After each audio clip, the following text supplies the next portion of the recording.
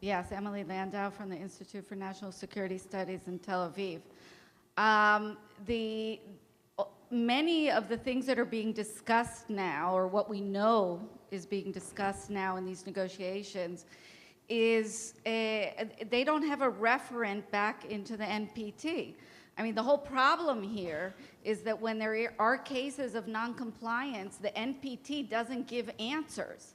It says it goes to the Security Council for sanctions, and that's it. This whole negotiation is something that is being created as the P5+1 go along.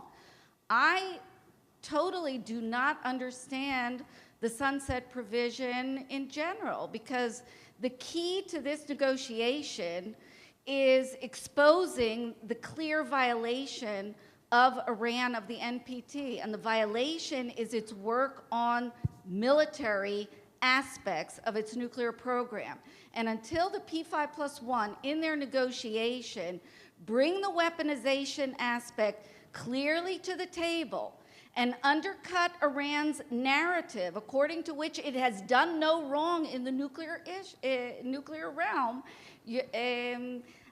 there's no explanation for this sunset provision. You have a sunset provision if you have any degree of confidence that Iran has made a strategic U-turn in the nuclear realm, that it has backed away from its military aspirations. But until you bring that into the conversation, until you squarely confront Iran with the evidence of its wrongdoing, until you say to Iran, no, you have done wrong in the nuclear realm, and you know what?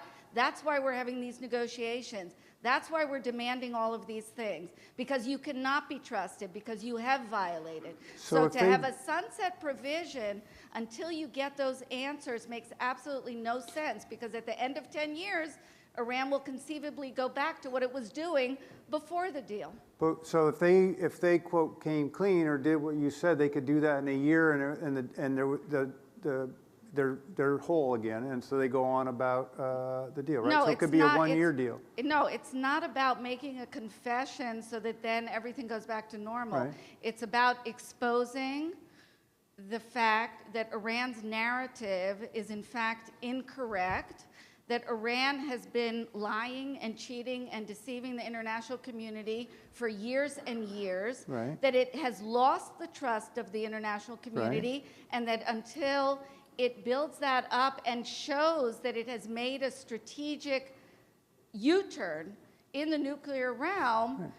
That these provisions will continue. But that's the idea, and what's being negotiated says this is how you build confidence that you've made a U-turn, and that we will have confidence that you no longer intend or would develop nuclear weapon capability, and when you accomplish those things and we can verify it, then we'll feel that that was done. So I don't, your argument, I don't get how that leads to indefinite. It suggests there should be criteria by which they address the concerns that you have, but it's hard to see that that's... It's not addressing the concerns, it's making it clear that they've made the strategic U-turn, right. Just like Syria did back in 2013. We know when a state has made the strategic U-turn and when it right. has not. And when Iran continues with the narrative that it has done no wrong, obviously it has not made that strategic U-turn.